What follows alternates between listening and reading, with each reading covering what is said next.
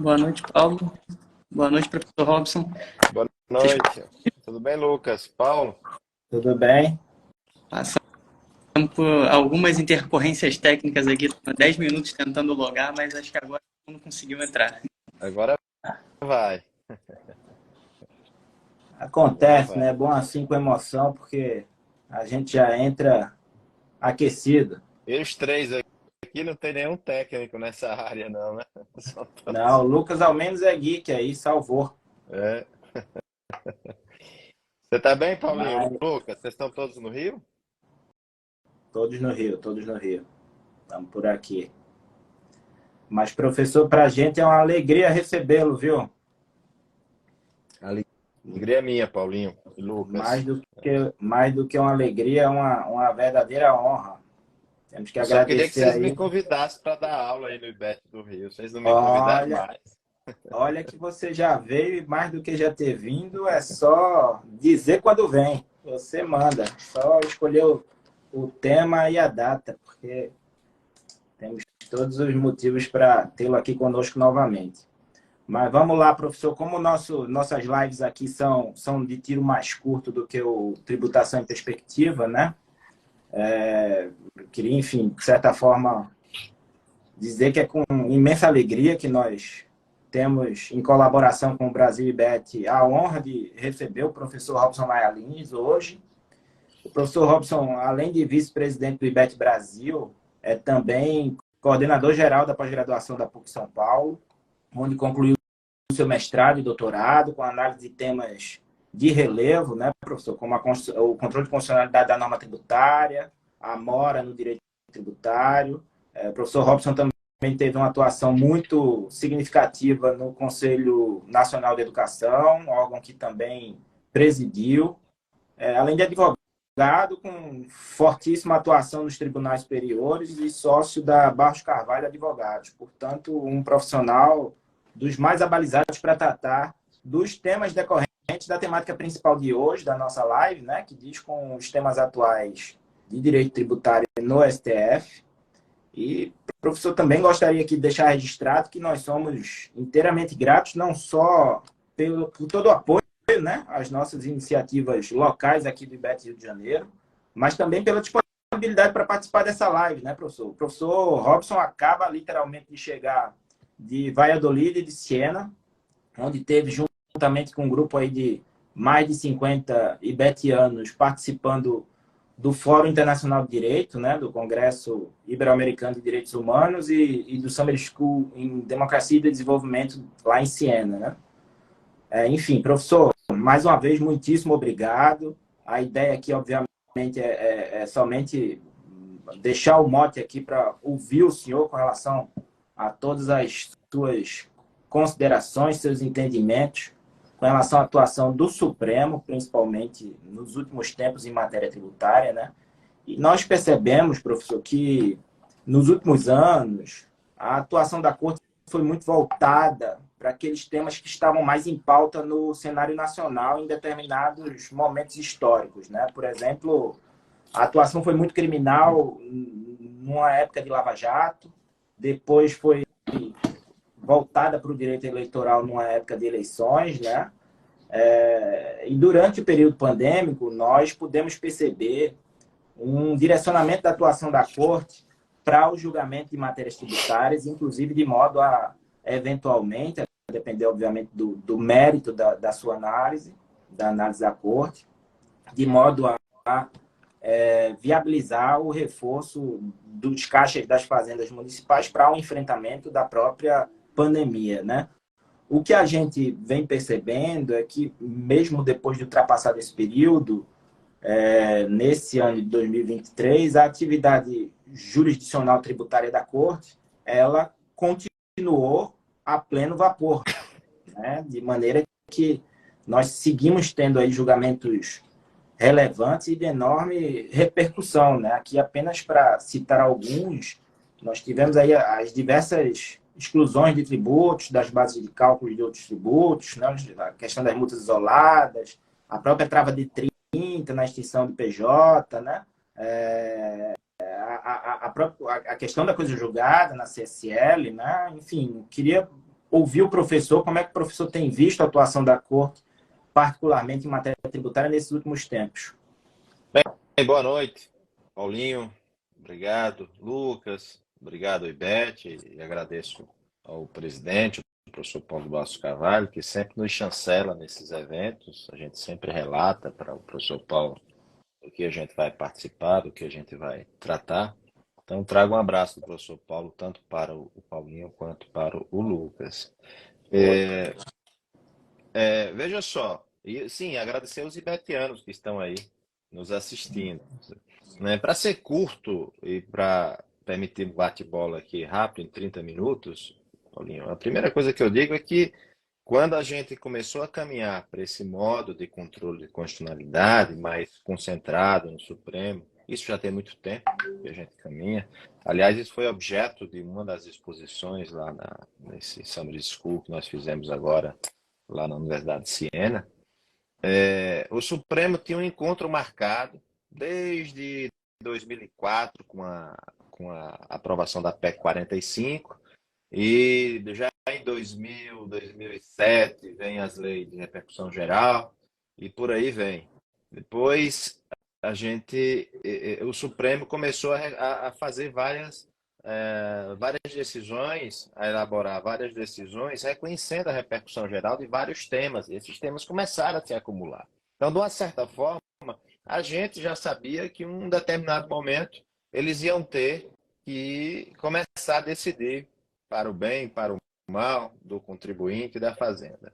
Vem a pandemia, né? Vem a pandemia e vem também a instalação do plenário virtual, vem também a possibilidade de agilizar alguns julgamentos e junto com isso também aquele temor de que, e aí todos nós, e aí contribuintes, fazenda pública, judiciários, empresários, sabiam, de certa forma, que ia requerer, como requereu de fato, a participação maior do Estado. E aí os astros se alinharam para que esses julgamentos em matéria tributária acontecessem exatamente nesse período. Necessidade de caixa, impossibilidade das pessoas saírem de casa, um esforço gigantesco do poder público para manter alguns serviços públicos. E também, junto com isso, o represamento dos recursos extraordinários com repercussão geral e ADINs que durava 20 anos já no Supremo Tribunal Federal. Então, eu costumo dizer que os astros se alinharam durante a pandemia. E aí o Supremo disse, bom, agora eu tenho os instrumentos, vem o CPC de 2000, sim, e mais o Código de Processo Civil de 2015, que aí, de certa forma, chancelou ou disse de forma em nível de legislação infraconstitucional que o papel do Supremo Tribunal Federal era, sim, de legislador positivo. Está lá claramente no artigo 927. E aí o Supremo simplesmente partiu para, em matéria tributária, em matéria de direito administrativo, durante a pandemia, nós tivemos decisões muito rápidas nessa matéria. E aí, em direito tributário, nós tivemos realmente uma correria muito grande para julgar determinados temas. A advocacia, nesse ponto, saiu um pouco prejudicada, nada substitui o despacho pessoal, nada substitui aquela conversa no Salão Branco do Supremo para saber qual é o melhor recurso extraordinário para julgar, aquele que tem mais abrangência, aquele que tem mais abrangência e é atual a abrangência. Vou dar só um exemplo aqui de um que foi julgado, que não era mais atual, que era o problema da ADI 1945 sobre software de prateleira ou não, quando a gente já tem, na verdade, várias e várias camadas de tecnologia que supera essa discussão. Então, isso nós tivemos um prejuízo na advocacia. Por outro lado, o Supremo percebeu que ele estava agora com a carta na mão em relação ao julgamento das matérias que tinham repercussão geral e que eram muito criticadas por nós. Nós, eu digo Fazenda Pública, contribuinte, nós criticávamos o tempo inteiro a demora entre o reconhecimento da repercussão geral ou a concessão de uma liminar em controle concentrado e abstrato de constitucionalidade e o julgamento de mérito, que a gente queria ver se ia sair modulação, se não ia. Primeiro se ia ser procedente ou improcedente. Depois se ia ter modulação, se não ia. Então, como nós passávamos 10, 15, 20 anos, o Supremo percebeu que ele cairia numa deslegitimidade se não julgasse rapidamente. E aí os astros se alinharam. Realmente, durante a pandemia, a atuação foi muito forte. Acho que os contribuintes, a defesa, o efetivo direito de defesa foi prejudicado. Agora, passou a pandemia, ou pelo menos parte expressiva dela, o Supremo continua e vai continuar, Paulo, vai continuar nessa limpa pauta de matéria tributária, de matéria penal, matéria eleitoral, pouca coisa está chegando ao Supremo, eles realmente travaram ali no TSE. Né? Reforma trabalhista, nós tivemos rapidamente julgamentos do Supremo Tribunal Federal também. Então, o recado que eu poderia dar nesse início era o seguinte: não tem mais como não advogar. O advogado que pensa que está na primeira instância, que está no recurso administrativo, que está na consultoria, ou o agente público que está na fiscalização, que está numa DRJ, que está no CAF, no Tribunal de Impostos e Taxas, não tem como mais ser um agente normativo do direito ou um agente propositivo, no caso dos advogados e o Ministério Público, sem estar com o olho nas decisões do Supremo Tribunal Federal. E aí eu parto para um segundo momento, e principalmente não é se perdeu ou se ganhou, é como perdeu e como ganhou, né? Quais são as razões de decidir das decisões do Supremo Tribunal Federal, né? Eu vejo muito pessoal, eu ganhei, eu perdi, e fica naquela criticando a justiça ou a injustiça da decisão, e às vezes a gente não tem, e aí é um papel das universidades, da OAB, dos cursos de especialização, do mestrado, e modéstia à parte a gente faz isso um pouco já com uma certa experiência no IBET, né? Que é analisar exatamente o antecedente da norma que foi posta pelo Supremo Tribunal Federal, pelo STJ também. Agora vem o recurso, a relevância na questão federal, né? Não tenho dúvida que esse caminho que foi trilhado pelo Supremo Tribunal Federal será trilhado em breve pelo Superior Tribunal de Justiça em matéria legal, né? Isso está fechado entre os ministros, está fechado. Quem conversa com eles nos despachos, a gente vê a angústia desses ministros para julgar rapidamente e os seus recursos terem, os seus julgamentos, melhor dizendo, terem efeitos extra partes, terem efeito vinculantes e eficácia erga omnes, para o bem e para o mal.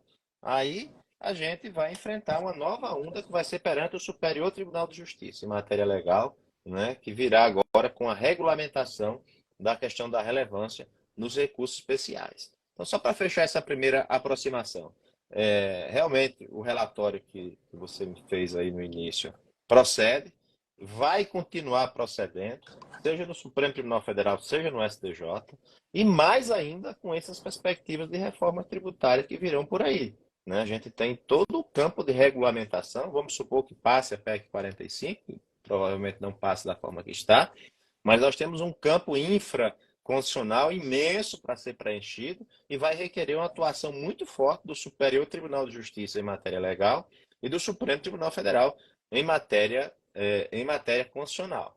Então, assim, para começar a conversa, é o que eu vejo para o futuro. Sem dúvida. E aí o estudo e o preparo em relação ao processo tributário constitucional, né, e a atuação no âmbito das duas cortes ganha relevo, né, porque é uma atuação completamente distinta daquela a qual a gente está acostumado na primeira e na segunda instância nos tribunais regionais e estaduais, né? Então, é importante. Paulinho, você sabe que a gente estava andando pelas ruas de Siena, saindo da universidade, e aí tinha vários escritórios de advocacia num determinado ponto, né? E a gente sabe que lá, assim como em outros países da Europa, o advogado ele tem uma OAB especial para atuar nas cortes de cassação, né? E até vinha lá, né? O advogado tal, escritório tem aqui habilitado para atuar nas cortes de cassação. Quer dizer, era um diferencial do advogado permitido pela ordem lá. Eu sei que aqui no Brasil acho difícil passar esse projeto, já há até um projeto pensado para qualificar e para, de certa forma, exigir uma qualificação diferente do advogado nas cortes especiais. E aí, Paulo, vem um problema, vem uma coisa interessante que tem diretamente ligada ao nosso curso de especialização e de mestrado do IBET, né? A gente, às vezes, é criticado por, eventualmente, entrar na teoria da norma, entrar ali nos elementos que compõem a norma individual e concreta, entrar na norma processual, mostrar os critérios, exatamente por isso. Aí você pergunta, por que não há uma outra saída para se atuar nas cortes, na primeira instância, na segunda instância, no STJ, no Supremo Tribunal Federal? Não se construiu, a humanidade não construiu uma outra saída que não seja aquela que minimamente estrutura uma teoria da norma. Como é que eu vou saber? Como é que eu vou saber se o precedente pega aqui negativamente o meu cliente e eu vou tentar uma transação com ele, com a fazenda em matéria tributária? Se eu não fizer estratificação de todas as razões para saber se vale a pena continuar a disputa ou se vale a pena entrar no parcelamento. Se eu não conhecer todas as razões da decisão, e aí vai uma crítica que a gente faz na advocacia, que eu acho que a OAB tem que comprar essa ideia, as universidades, né? Que a votação, e isso é uma coisa de regimento do Supremo, que tem status de lei, mas isso poderia ser mais, quando o Supremo fosse julgar uma coisa que tem repercussão, um ponto que tem repercussão geral, que tem efeito vinculante, que tem eficácia erga omnes, era para se estratificar e publicar já quais serão os relatórios. Dá 15 dias para que os tribunais de justiça, se for matéria estadual, ou os TRFs, se pronunciassem sobre aquele extrato da matéria que vai ser julgada, a motivação que vai ser apreciada. Eles faziam um julgamento anterior para dizer, olha, eu preciso publicizar, porque isso vai vincular todo mundo, não só quem está aqui nas partes, no processo, nem uma miticura do processo. Então, eu preciso ouvir a OAB, os advogados, preciso ouvir os tribunais de justiça e os TRFs, para saber se é isso mesmo que está aqui no processo ou se tem mais alguma motivação que está represada na primeira instância e que a gente não está julgando aqui. Vou dar um exemplo agora, que está na ordem do dia, a questão do texto de férias. Quando o Supremo julgou lá atrás, eu fiz sustentação oral num dos casos, o ministro Lewandowski era presidente, e eu disse, ministro, veja esse outro recurso que tem uma motivação mais ampla, tem 6 fundamentos, esse outro aqui que está sendo julgado tem 4. Tá? O ministro, não, Robson, isso aqui vai desafogar 40 mil processos nossos. Eu digo, ministro, não vai porque tem uma motivação que está pendente de apreciação aqui no TRF da 4ª Região. Né? E não aconteceu exatamente. Julgou-se a matéria e o resto, que era exatamente relacionado ao texto de férias, qual tinha diferença entre gozada e não gozada, ficava, né, para ser julgado em um outro momento. Então, isso é uma coisa que a gente precisa, se a gente vai para a cultura do precedente, a gente precisa normatizar o que é que está sendo julgado, quais são os motivos, e isso tornar público por 15 dias. Isso não vai atrasar, não vai matar o recurso, não vai. E aí se torna uma coisa realmente mais democrática e a gente se submete com maior tranquilidade depois de um julgamento amplo, com a análise de toda a motivação, às vezes que está represado na primeira instância, está na segunda instância. Mas o que o Supremo vai julgar, 2 motivos, você tem 6 lá embaixo, muitas vezes. Né? E é isso que o IBET, eu acho que a especialização do IBET, aí voltando ao assunto, com a teoria da norma, da regra matriz, muito bem estruturada para o direito tributário pelo professor Paulo de Barros Carvalho, tem um diferencial imenso. Quando a gente bate o olho na regra matriz que foi julgada, ou no dever instrumental que foi julgado, e a gente olha na motivação, bom, eu não sei o que foi o resultado, mas faltou isso aqui analisar, faltou esse ponto, isso aqui é um distinguish, isso aqui não é, isso aqui foi objeto de apreciação. Então a gente bate o olho, em 30 minutos a gente mata, pelo menos, é o que eu penso, e que tem sido útil nesses 25 anos de advocacia aí perante os tribunais superiores. Para mim, tem sido muito útil. Né? E até nos ajuda, eventualmente, a entrar numa transação. Cara, isso aqui você vai perder. Embora você não tenha sido julgado o seu caso, identicamente, mas olha aqui a motivação. De outros casos semelhantes. Quando você pega teoria da norma pura, teoria do sistema pura. Você pega teoria da norma, olha que julgou, joga na teoria do sistema, no S4, você já sei qual é o resultado, só se mudar. E realmente isso pode acontecer. inclusive em obediência ao próprio artigo 4894, né, que fala como que é um elemento, são elementos essenciais da sentença. A sentença deve enfrentar todos os argumentos deduzidos no processo, capazes de firmar em tese a conclusão adotada pelo julgador, né? Eu acho que é importante que as cortes superiores também atentem para esse dispositivo, né? E o rating das empresas, quando você vai pegar, quando a Procuradoria faz o estudo para saber qual o nível de desconto que ele vai dar, ele olha exatamente toda a motivação que foi examinada pelo Supremo para ver as chances de êxito ou não. Então, isso já entra no cálculo da Procuradoria, né? Então, é importante que o Supremo julgue de uma forma mais tranquila a questão da motivação das suas decisões, seja para entrar para um lado ou para o outro, favorável ou contrário a contribuinte ou fazenda. Excelente, professor. Não sei se o Lucas Isso. estava querendo falar.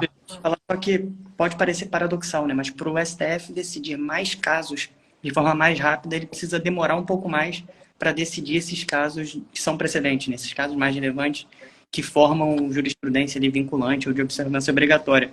Então, parar, o professor sugeriu, parar 15 dias para que as motivações sejam apresentadas. E aí talvez também usar o plenário virtual, como eu e Paulo já escrevemos em conjunto, assim, o plenário virtual como algo acessório, não o plenário virtual para começar a encerrar um julgamento tão relevante, mas ele precisa ser acessório, esse momento do meio aí, fazer as sugestões por meio de um plenário virtual em que todo mundo consegue saber o que vai estar sendo proposto para julgamento, para então a gente chegar num julgamento de preferência presencial, para que aqueles assuntos que foram levantados sejam resolvidos de forma clara. Né? A gente observou aí o julgamento da chamada relativização da coisa julgada, temas 881 e 885, em que você abre um acórdão, ele tem mais de 400 páginas, e você fica no final, assim, os votos vão se repetindo em algum momento, eles começaram no plenário virtual, depois foram para o plenário presencial, e vai tendo retificação de voto, tudo. É claro que aquele documento ele se torna algo importante para a gente saber como foi a dinâmica da decisão. Mas a gente chega no final sem saber todas as razões que a corte, enquanto corte, não cada ministro tomado isoladamente, entendem de cada um daqueles pontos. Né? A gente não sabe todas as questões que foram exatamente decididas. Eu acho que isso acaba dificultando muito. Se o STF demorasse um pouco mais, depurasse aquilo que ele decidiu e fizesse algo como uma ementa hoje, mas votada por todos os julgadores, dizendo, olha, nós decidimos isso, isso, isso, isso, isso e isso, a gente vai chegando sabendo o que foi decidido. Sabe, Lucas, que o Supremo fez isso em matéria penal e saiu muito interessante, né? Em matéria penal, na ação penal 470 do Mensalão, né? Ficou uma discussão ali de Joaquim Barbosa. Eu sei que não tem nada a ver com controle de constitucionalidade, mas assim, bom, vamos examinar a conduta, o agente, a dosimetria, e aí quando o ministro Lewandowski, que era revisor, matéria penal, apreciava o voto do ministro Joaquim Barbosa, e aí você percebia em matéria penal que é só aquilo que a gente quer em matéria tributária e constitucional, não é? Era a separação da motivação do verbo mais o complemento, a motivação. Em matéria penal, eles fazem isso. A Corte se preparou para fazer isso na ação penal 470. Tudo que eu queria em matéria tributária, por exemplo, nos temas 881 e 885, acho que até daria, era que se encampasse, e isso a OAB e nós aqui, advogados, temos um papel importante nisso, se encampasse a metodologia que ele julga no penal, ou pelo menos julgava na ação penal 470, né, que agora já tem algumas modificações. Estratifica, pega a motivação, todos votam, faz a rodada de julgamento, aí você sabe exatamente por que foi condenado, por que foi absolvido, ou porque não teve exatamente a materialidade ou a autoria e aí por diante. Vai entrando na fundamentação específica. Em direito penal eles fazem isso muito bem. Então por que não faz na missão maior da Corte, que é exatamente o controle de constitucionalidade das normas brasileiras? Então, assim, não é pedir muito. Tecnologia tem para isso, não toma muito tempo, estabiliza o sistema, estabiliza, porque você sabe exatamente, melhora a conversa com o Tribunal de Contas, em matéria tributária, por exemplo, ele vai saber exatamente como é que ele vai se direcionar ao gestor público. Facilita para o executivo cumprir ou eventualmente deixar de não cumprir a determinada norma específica. facilita para o legislativo, que eventualmente pode dizer, eu não concordo com este ponto, eu vou produzir uma nova norma, porque o sistema está torto, o Supremo não poderia, eu não deveria ter feito isso, não foi isso que nós fizemos lá atrás, e aí poderia haver aquele refinamento, que alguns chamam de choque entre os poderes, mas eu prefiro que tenha esse tipo esse ruído institucional, ele faz com que os poderes se movimentem pelos seus processos. Por exemplo, aí você consegue ter uma atuação no legislativo para dizer, olha, espera aí que o Supremo mandou por aqui, eu não sei se vocês querem isso daqui para frente. O Supremo jogou passado. Agora vamos para o legislativo. E cada um fica no seu campo próprio. Ficaria muito mais fácil a atuação do cidadão, do empresário e de todos. Não, não custa muito, Paulo. Nós temos tecnologia para isso. Pode jogar no plenário virtual, estratificação da motivação. Facilita para a procuradoria transacionar, fixar o rating das empresas, né? Ajuda o Tribunal de Contas, coisa que foi feita agora, o Tribunal de Contas a fiscalizar exatamente a questão que foi julgada, a questão da receita pública dos tributos, porque eles fiscalizam, ou deveriam fiscalizar. Então, eu acho que isso é uma grande saída. A gente trabalha isso no IBET de uma forma impressionante e também na PUC, onde nós atuamos. E isso tem facilitado muito a atuação da advocacia e também dos fiscais. Os fiscais, quando entendem, o juiz, quando entende, o desembargador, que muitas vezes está assoberbado de trabalho, quando ele entende aquele memorial, às vezes muito simples, mas produzindo um quadradozinho, mas dizendo, olha, sua motivação é essa, o que está em disputa é isso, se a Procuradoria entende isso e Vossa Excelência entender, tem razão a Procuradoria, se não é isso. E aí fica mais fácil argumentar, fica mais fácil fundamentar, fica mais fácil viver, né? Porque também com esse caos que está, a vida começa a ficar muito tumultuada. Sim. Professor, queria aproveitar o mote do Lucas aqui, comentou sobre os temas 881 e 885, né? Acho que foram talvez os temas que mais renderam polêmica aí nesse ano até o momento, pelo menos. E ouvi o senhor um pouco a respeito, né? A Corte já havia dado alguns sinais de relativização daquilo, né? Que alguns chamam de relativização de alguns princípios constitucionais, na instituição, por exemplo, da contribuição de nativos, há algumas décadas, né? 2 décadas atrás, aproximadamente. E, da mesma forma, né, agora, na questão da CSL, numa ponderação de princípios entre a isonomia, a licença, a coisa julgada, volta-se a falar novamente em flexibilização dessa garantia fundamental de uma garantia expressamente listada lá no artigo 5º como fundamental, né? Queria ouvir um pouco o senhor, não somente em relação aos aspectos materiais, tributários, propriamente ditos, né? Mas também em relação aos aspectos processuais, a questão da necessidade rescisória, e principalmente a necessidade de esclarecimento quanto aos termos do voto médio, né? No que diz respeito aos efeitos pretéritos e futuros dessa decisão, né? Porque fez-se muita confusão e até agora, até o momento, da maneira como foi noticiado, eu pude perceber nos seus últimos pronunciamentos, até no quarto contributo, promovido lá pela nossa querida Daniele Fukui na Comissão de Direito Tributário da OAB do Mato Grosso, né? Que a sua visão em relação àquilo que foi decidido, né? Como sempre, analítica, pouco diferente do que a gente tem visto aí, do que se tem interpretado em relação ao acórdão, em relação à decisão, ao julgamento do Supremo. Queria ouvir um pouco o professor a respeito. Veja só, Paulo, esse tema já vem sendo submetido ao Supremo há muitos anos, né? E o Supremo foi dando sinais, como você mesmo falou, na questão da contribuição dos inativos, e ele vinha, em vários momentos, dando sinais. O STJ vinha dando vários sinais em matéria de rescisória, não em matéria constitucional, mas em matéria legal, né? E chegou uma hora que o Supremo disse, bom, agora que eu tenho efeito vinculante, que eu tenho eficácia erga omnes, não preciso mais de súmula para isso. Eu posso decidir se a matéria tiver numa DC, ou numa DI, ou numa ação de descumprimento do preceito fundamental, ou no recurso extraordinário com repercussão geral. A minha decisão, independentemente de súmula, tem força vinculante e eficácia vinculante, e eficácia erga omnes e força vinculante. que é que eu vou fazer? A minha decisão agora é uma decisão de sobrenível. Veja, os constitucionalistas dizem isso expressamente. A minha decisão é uma decisão de como fazer o direito, não é só o direito, é de como fazer o direito. Então eu entro agora na teoria do sistema, eu chego lá, mexo, eu sou legislador positivo, eu mexo, e é por isso que eu digo que essas decisões do 881 e 885 são as decisões mais importantes dos últimos 30, desde a Constituição de 88. Há 35 anos a Constituição vai fazer, eu acho que 35 agora, né? Foi a decisão mais importante, onde o Supremo reconheceu expressamente que ele é aquilo que nós chamávamos de legislador positivo, exatamente para fazer uma divisão entre o que era matéria do legislador e o que era matéria do judiciário, principalmente do Supremo Tribunal Federal.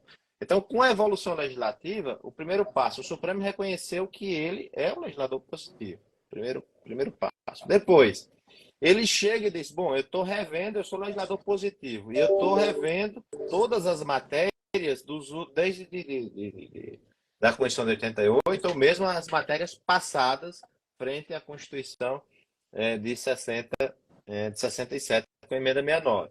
Não em relação à Constituição de 88, que aí seria um problema de não recepção. Né? Mas mesmo assim, ainda dá para fazer via DPF isso. Então o Supremo olhou e disse, bom, agora eu entro no sistema, eu vou produzir normas com eficácia vinculante e efeitos erga omnes. Qual é a saída para que eu entre no sistema com o agente produtor de normas e uniformize o sistema? É cortar a vigência de normas, inclusive com trânsito em julgado. E foi isso que o Supremo fez. O Supremo reconheceu que ele pode, e ele fez isso com a decisão, com os acordos nos temas repetitivos 881 e 885. Eu entro no sistema e mesmo que tenha coisa julgada anterior, eu corto a vigência da coisa julgada para o futuro, nas normas ditas continuativas, né, de eficácia continuativa, por atos continuativos.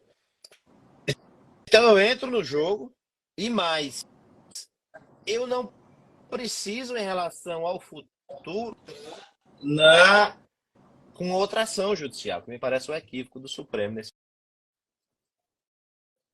sistemas 881 e 885. A própria contribuinte ou a Fazenda, olhando para as minhas decisões, e por que eu digo isso? Porque nem sempre a decisão do Supremo, o caso julgado, ele vai ser o mais amplo possível e o que abrange a matéria, embora o CPC mande fazer isso, nem sempre isso acontece. Então, o próprio contribuinte, a própria Fazenda olha para a decisão do Supremo,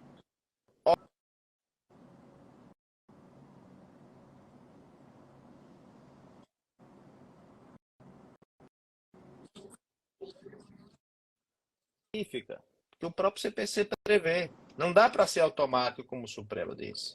Ele vai causar muito mais tumulto daqui para frente.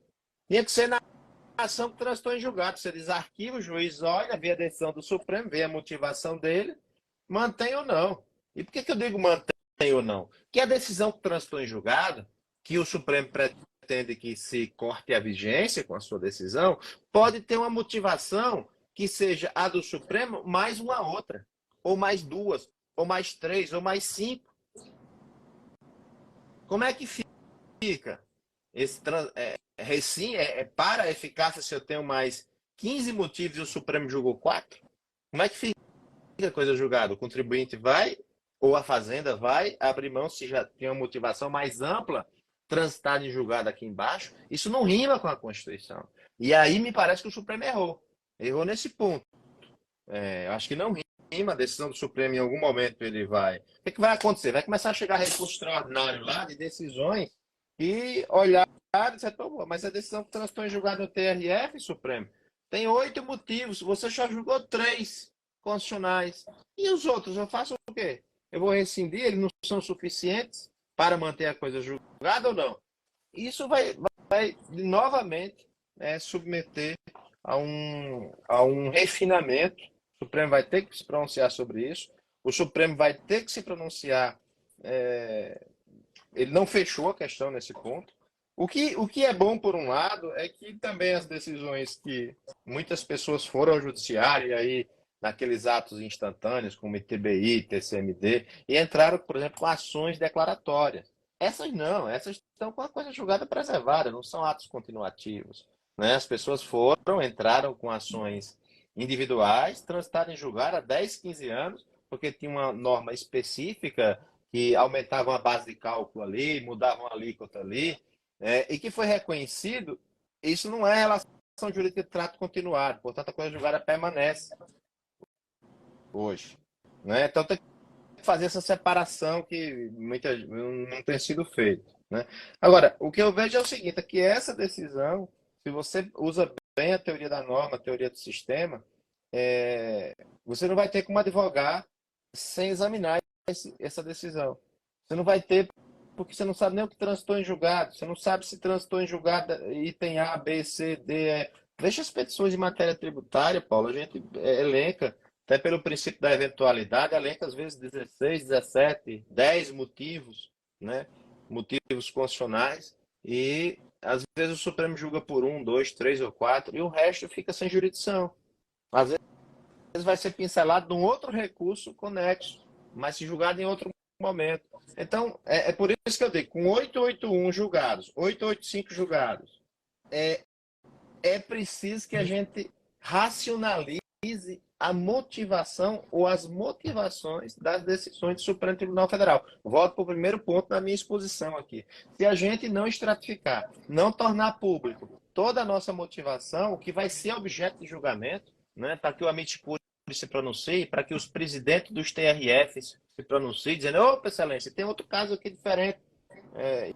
E o relator consulta os outros, pode ser pelo plenário virtual, para saber se inclui aquela motivação ou aquele assunto específico ou não, né? Se a gente não fizer isso, o tema 881, 885 julgados, eles vão ficar ainda gerando discussões para o futuro, né? Por isso que eu tenho essa crítica que faço, que muitos fazem, né? E que eu acho que o Supremo, em alguma medida, vai ser sensível a ela.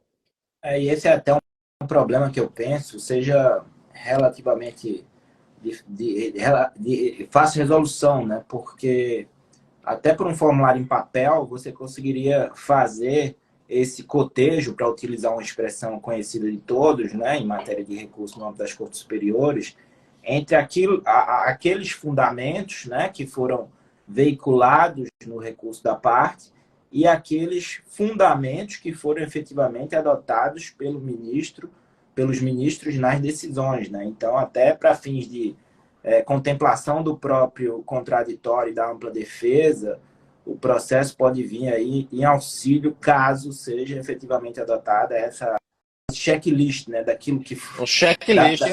Eu até acho que o 489 do CPC, o parágrafo único, deveria até modificar, ele fala lá, os elementos da sentença. Mas para o acórdão, ele deveria estratificar e dizer o seguinte, terminou a parte da fundamentação da sentença, deveria ter uma espécie de quadro sinótico, sim, dizendo, olha, isso foi obterdictum, as razões são essas, tá?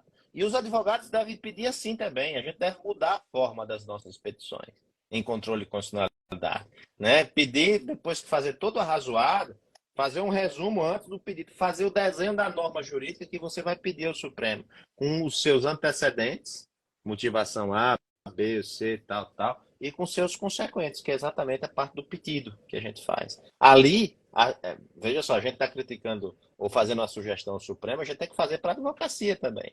Talvez a gente tenha que também modificar e tornar mais acessível a motivação que às vezes a gente vai jogando de uma forma sucessiva na nossa peça, na nossa DPF, no nosso recurso extraordinário, e a gente também não se atenta para isso. Talvez facilite também, agora a crítica é a nós, advogados, procuradores e advogados, talvez a gente também tenha esse papel de facilitar a função da corte, né, na sua produção de normas jurídicas. Até porque como é que eu supero o precedente? Eu tenho que examinar se aquela motivação está contida ou não. Às vezes eu tenho uma superação do precedente exatamente porque aquela matéria não está contida, ou está contida de uma forma enviesada, né? Então, isso não tem nada de novo aqui a gente está falando, né, Paulo e Lucas? Está no artigo 93 da Constituição, na parte da fundamentação das decisões, né? Está lá no nosso 93.9 da Constituição, né? tá no CPC, no 489 do CPC. Acho que são 16 dispositivos do CPC que usam a expressão superação da tese jurídica, dos motivos, ele usou tese jurídica ou motivo de fato ou de direito, né? Então, assim, se você não fizer pela fundamentação, você não tem mais como fazer. Vai ser por psicografia? Não vai. Até porque eu acho que o Lucas pode comentar um pouco o levantamento dele na dissertação de mestrado, né? É curioso como os ministros têm uma tendência em votar pelas conclusões, né? Não exatamente com uma coincidência nas razões de decidir, né? Nos fundamentos determinantes, né? Como eles gostam de se referir, né, Lucas? Então, é uma coisa que aconteceu muito e não foi refletido, né? Os tribunais, eles não tinham, né? Eles começaram a ter muito, né? O Brasil tem mania de litigar, o brasileiro construiu isso. Os tribunais, eles não conseguiam acompanhar a quantidade de casos que eles precisavam julgar. Então, se desenhou um formato de julgamento em que um primeiro-ministro ou desembargador ou alguém julga, os outros vão dizer se acompanham ou não. Então, é muita lógica de vamos resolver esses casos e vamos resolver o máximo de casos. Vamos correr com isso, porque a gente tem 1 milhão de processos para decidir, a gente não pode demorar aqui. E desde o momento que a gente começa a ter essas decisões cada vez mais no sistema de precedente, decisões vinculantes ou de observância obrigatória, essa cultura tem que mudar. Exatamente. Então, assim, não é irrefletido. E fazia todo sentido, quando você tinha que dar decisões o tempo inteiro. Mas agora não. Agora o STF, por exemplo, nesses temas, ele percebe que a posição dele é de introdutor de normas mesmo, ele precisa perceber que ele tem que fazer isso de uma forma muito clara, muito detida, como se determina em qualquer produtor de norma. Você tem que ser claro, você tem que dizer exatamente o que está acontecendo. A gente está num mundo de informação que a quantidade de informações e dados ela vai aumentando exponencialmente. Então a gente precisa resumir, a gente precisa ser muito sucinto. Uma decisão de 400 páginas em um acórdão, que no final não tem uma ementa que se possa confiar, porque é só do relator, nos deixa assim, com a necessidade de fazer uma análise quase que impossível, porque você vai fazer a sua análise em 400 páginas, a pessoa do lado vai fazer a análise dela e não vai bater, não tem como. Não tem como E, a gente... Lucas, e a gente ainda dispensa o relatório, muitas vezes, né? Porque é no relatório, que às vezes a sustentação oral tem cima, desculpa, o relatório é esse, mas faltou incluir esse motivo, faltou incluir isso, faltou incluir aquilo. Quer dizer, se tivesse aquela publicação anterior 15 dias antes, a gente já, de certa forma, conseguiria direcionar as sustentações orais das partes e os memoriais para apontar exatamente um problema específico. E o ministro deveria, na hora da sustentação oral, eu pelo menos fico olhando e digo, não, eu vou dar motivação aqui. Não quero saber se eu vou ganhar ou vou perder. Lógico que eu quero ganhar. Mas eu digo, olha, tem que examinar esse ponto, esse ponto, esse ponto, esse ponto, esse ponto. Evidentemente que eu não digo que tem que examinar, até porque o juiz, o ministro que vai dizer se tem mesmo que examinar. Mas a gente sugere, de certa forma, na sustentação oral, e às vezes tem um ponto ali. Eu já vi o ministro Fachin, por exemplo, na contribuição, no voto da emenda constitucional sobre o fim das contribuições sindicais, e ele dá para reconhecer, olha, foi puxado o argumento tal, ele não está no meu voto, então eu vou tirar e vou examinar esse argumento aqui, realmente esse argumento é importante. Ele tirou e jogou 15 dias depois, examinou o argumento, julgou, refutou o argumento, mas ele examinou, então ele pacificou. Então acho que na sustentação oral a gente deveria também mudar e o relatório deveria ser lido, porque muitas vezes o detalhe, exatamente o construtivismo lógico-semântico vai nessa linha, o detalhe é que no relatório ali, geralmente ele combina com a fundamentação, você tem um eixo de raciocínio de como já o ministro vai fazer o relatório e como ele vai produzir a norma individual e concreta, se for um processo específico, ou geral e abstrata, se for uma DIN, ADC ou ADPF e aí por diante, ou recurso com repercussão geral. Então também a forma da advocacia muda. Nos casos de repercussão geral também tem exemplos que são interessantes, é quando o tema ele é afetado para repercussão geral por um ministro e o mérito é decidido, seja por aposentadoria, seja porque o ministro relator foi vencido, por outro. E aí você vai tentar olhar a conversa entre a tese que é firmada no final e o tema, e não conversa, né? Você tem uma tese, a gente está tendo um julgamento agora das multas isoladas lá do ICMS, que o tema é discutir se é confiscatória a multa sobre o valor da operação, né, de 5% a 40% sobre o valor da operação. E aí, as duas teses que foram oferecidas até agora, o julgamento não foi concluído, elas falam em valor do tributo, como limite Então, assim, olha, tem aqui uma quebra, e essa quebra gera uma dificuldade adicional. Então, o relatório desse voto que está mudando lá, primeiro você vai ter que corrigir, o tema vai ter que mudar. Olha, nós, durante o julgamento, mudamos o tema.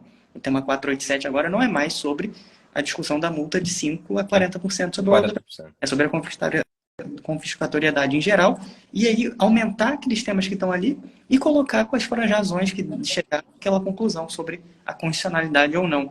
Então, é preciso que a gente consiga entender o que está sendo julgado e os próprios ministros também, né?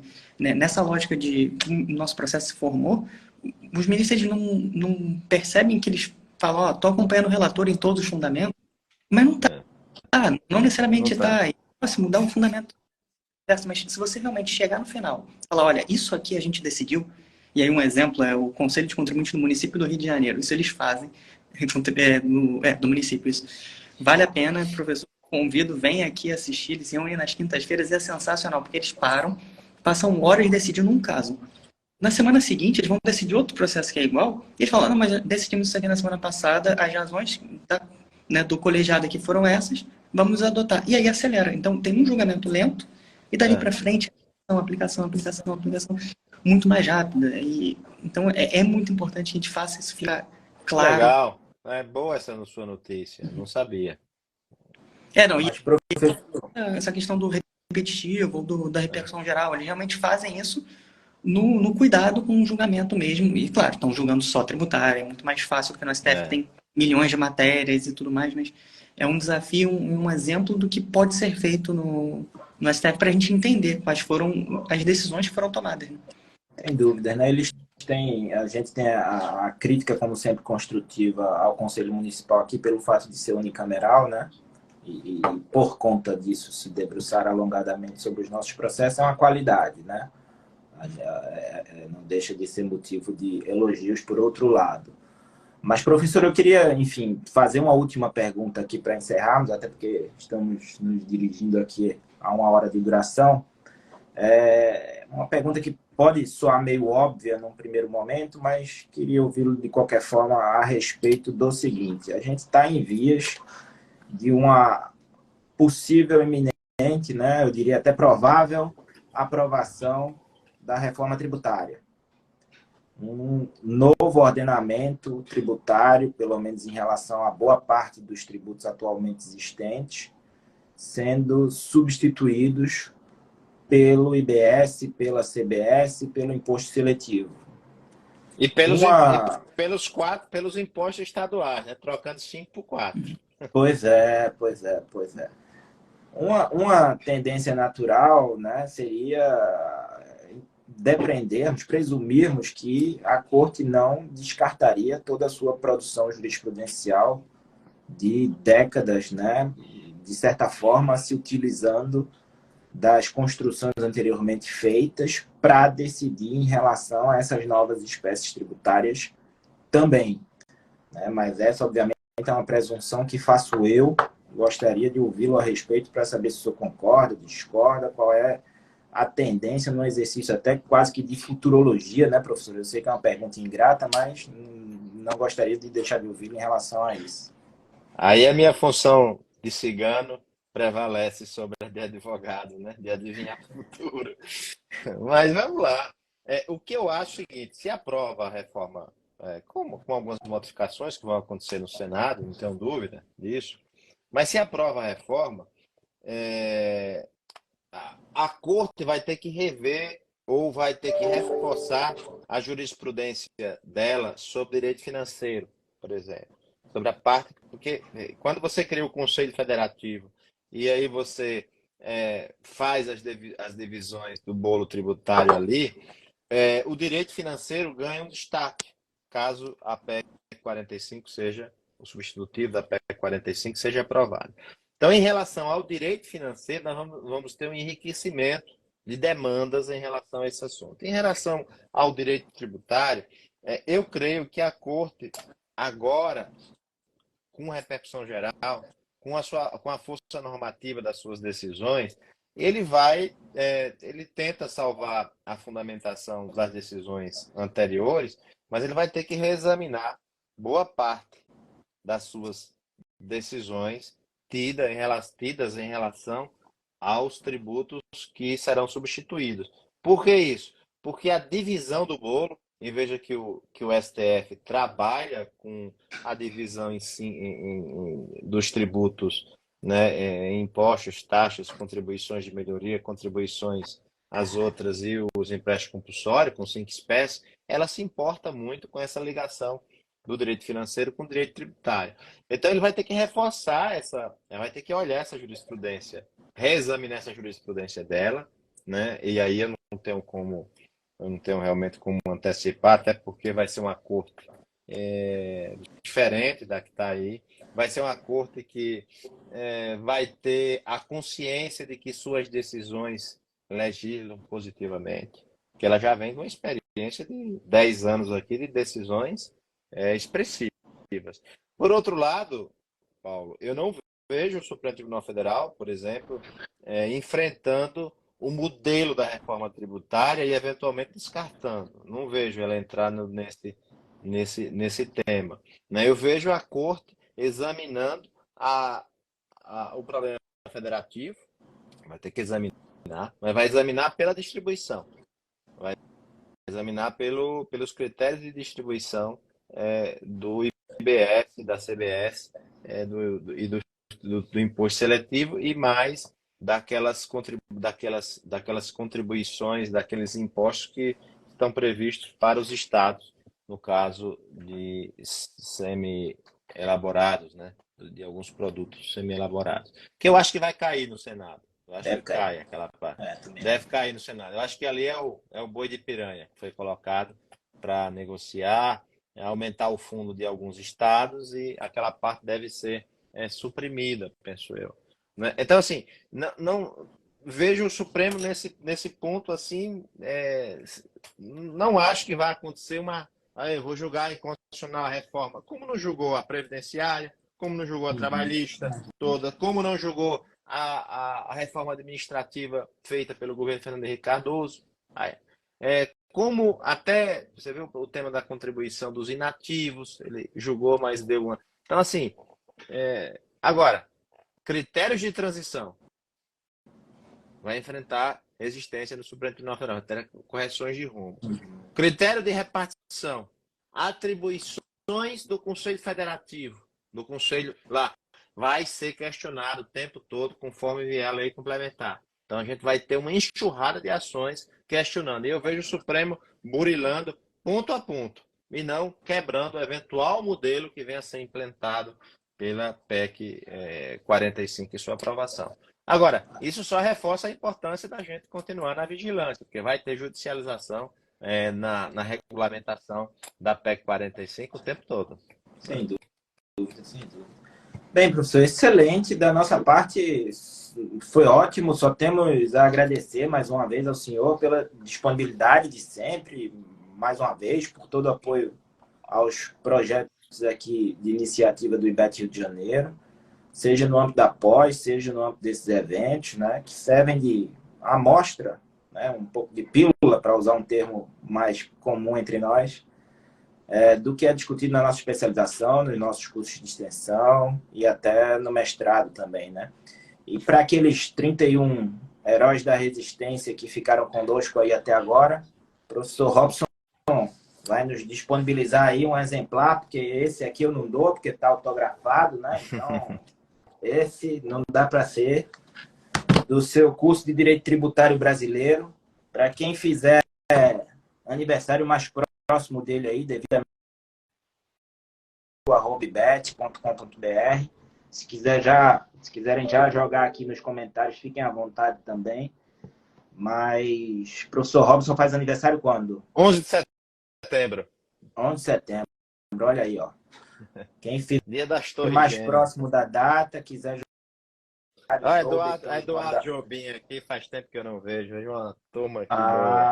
Boa. O Jobim é um grande amigo também. Tá sumido mesmo, tá sumido. Tá, muito parece, Eduardo.